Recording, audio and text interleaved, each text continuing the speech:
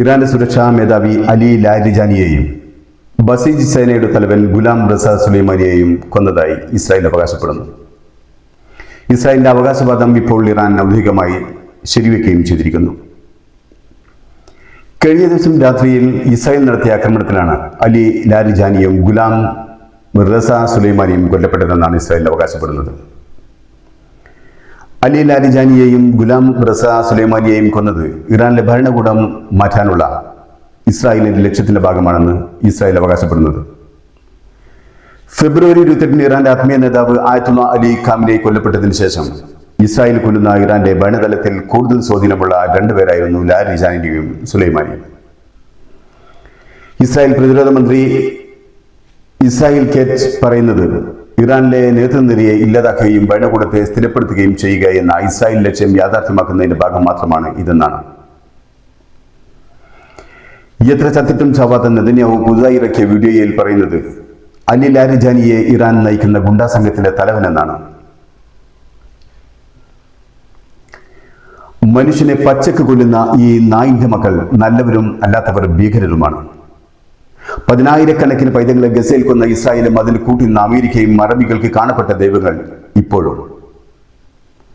കൊല്ലപ്പെട്ട Ali Larijani മുസ്ലിം രാജ്യങ്ങളോടായി കൊല്ലപ്പെടുന്നതിന് മുമ്പ് ചോദിച്ചൊരു ചോദ്യമുണ്ട്.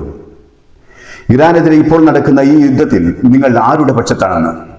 അക്രമകാരികളും കൊലയാളികളുമായ അമേരിക്കയ്ക്കും ഇസ്രായേലിനും ഒപ്പമോ അതോ ആക്രമിക്കപ്പെടുന്ന ഇറാന്റെ ഒപ്പമോ എന്ന്.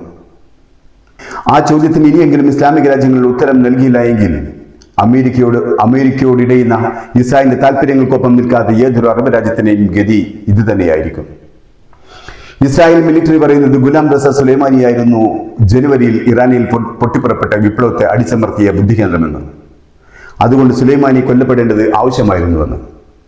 നെതന്യാഹു പറയുന്നത് ഇനി ആ വിപ്ലവം തുടരാമെന്നും ഭരണകൂടത്തെ അട്ടിമറിക്കാമെന്നുമാണ് ഇറാൻ ജനതയോട്.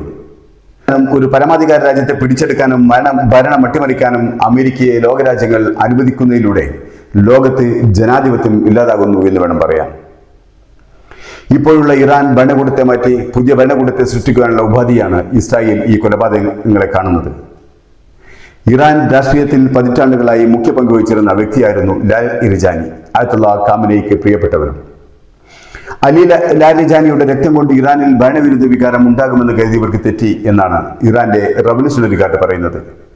ഈ കൊല ഇറാന്റെ ഐക്യം ഊട്ടിയുറപ്പിക്കുന്നതിന് കാരണമാകും എന്നാണ് IRGC പ്രഖ്യാപിക്കുന്നത്. IRGC തസ്ലീമിലൂടെ പറയുന്നത് അലി ലാരിജാനി ഒരു ഉയർന്ന വ്യക്തിത്വവും വിപ്ലവ രാഷ്ട്രീയക്കാരനും ചിന്തകനുമായിരുന്നതുപോലെ ഈ മഹത്തായ വീരമൃത്യുവിന് ഇരയായ വ്യക്തിയുടെ ശുദ്ധരക്തം മറ്റു വീരമൃത്യുക്കൾ പോലെ രാജ്യത്തിന് അഭിമാനവും ശക്തിയും ദേശീയ ഉണർവും നൽകുമെന്നാണ്. ഒരു ലാരിജാനിയെ കൊന്നതുകൊണ്ടോ ഒരു സുലൈമാനിയെ കൊന്നതുകൊണ്ടോ ഇറാന്റെ മണ്ണിൽ അമേരിക്കയുടെയും ഇസ്രായേലിന്റെയും തിട്ടൂരം നടപ്പിലാവുകയില്ല. ആയത്തുള്ള അലി ഖാമിനെയി കൊല്ലപ്പെട്ടിട്ട് സംഭവിക്കാത്തത് അലി ലാരിജാനിയുടെ കൊലപാതകത്തിലൂടെയോ സുലൈമാനിയുടെ കൊലപാതകത്തിലൂടെയോ നേടാൻ ഇസ്രായേലിന് കഴിയില്ല. ഒരായത്തുള്ള മരിച്ചപ്പോൾ മറ്റൊരായത്തുള്ള ജനിച്ച പോലെ ഓരോ നേതാവിന്റെ ചോര നിങ്ങൾ വീഴ്ത്തുമ്പോൾ നിങ്ങൾക്കെതിരെ വിരൽ ചൂണ്ടുന്ന ശക്തനായ മറ്റൊരു നേതാവ് ഇറാന്റെ മണ്ണിൽ ആ സ്ഥാനമേറ്റിരിക്കും. സ്വന്തം മരണം കൈപുസ്തകത്തിൽ എഴുതി സൂക്ഷിക്കുന്ന ഇറാൻ നേതൃത്വം അവർക്ക് മുന്നേ അവരുടെ പിൻഗാമികളെ നിശ്ചയിച്ചിരിക്കുന്നു എന്നതാണ് ഏറെ വലിയ സത്യം.